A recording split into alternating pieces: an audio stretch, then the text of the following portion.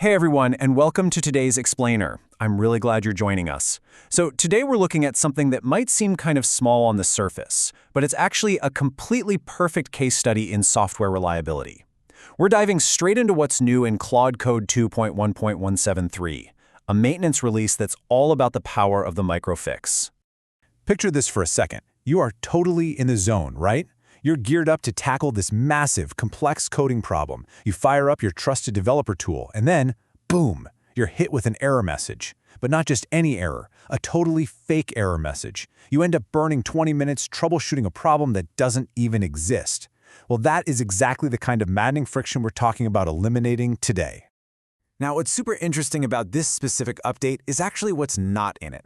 There are absolutely no massive feature drops here. No pricing changes, no underlying AI capability shifts, nothing like that. Instead, this release is much quieter, but absolutely vital.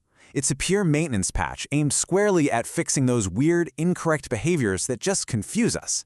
To put it in perspective, we're looking at exactly 2 bug fixes. That's it. Literally just 2. It's a highly focused, super limited scope update, but as you'll see, it makes a world of difference for your actual day-to-day workflow. Okay, let's jump into Section 1, Fix 1, Fable 5 Normalization, stripping the suffix for smoother workflows. So to really get why this matters, let's quickly look under the hood. What is normalization? Well, in Claude Code, it's basically the behind-the-scenes cleanup crew. It's the process of standardizing model name strings so that when you ask for a specific model, the system actually recognizes it, resolves it properly, and gets you connected. The crucial part here is how this whole cleanup process interacts with Fable 5. As you probably know, Fable 5 natively includes a massive 1 million token context window by default. That's just baked right in. But the system was running into this weird mechanical glitch regarding how that specific context size was labeled in the system strings. Here's exactly what was happening. Some of the model name strings were coming through with this bracketed 1M suffix awkwardly attached to the end of them.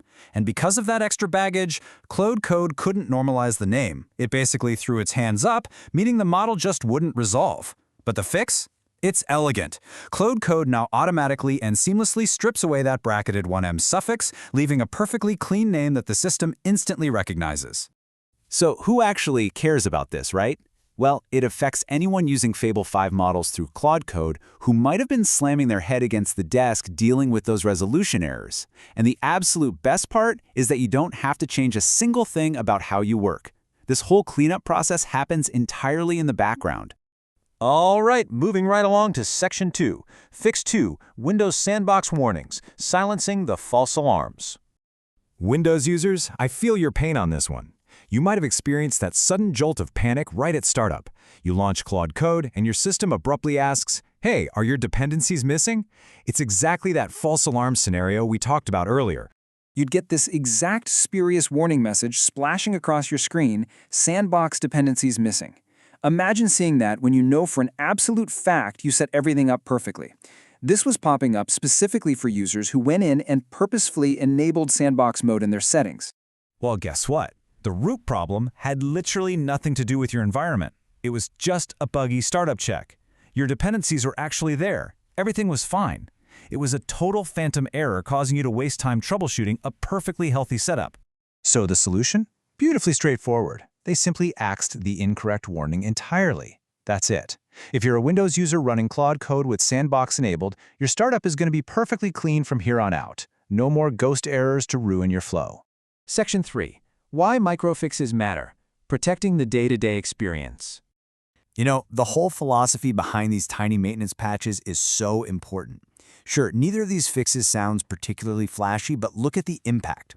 First off, they slash unnecessary friction. Secondly, and honestly, this might be the most crucial part, they restore your trust in the tool. Because let's be real, a false warning actively erodes your confidence. Getting rid of it protects your sanity. And finally, fixing stuff like normalization prevents those silent, maddening workflow breaks where things just magically stop working. These invisible fixes are the unsung heroes of your daily coding experience. Section 4. Resources and Next Steps. Where to learn more?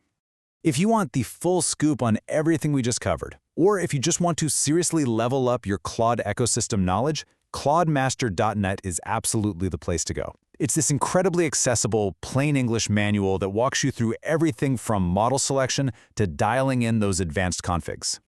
And hey, for those of you who love getting down into the technical weeds, the official raw changelog is living right over on GitHub. You can scope out the exact documentation for version 2.1.173 right there. So I want to leave you with this final thought. We burn so much of our day managing our own tools, wrestling with ghost dependencies, and chasing down fake errors. But when your AI developer tool finally gets out of its own way and just works, what real actual coding problems are you finally going to have the time and energy to solve? Thanks so much for joining me for this explainer, and happy coding.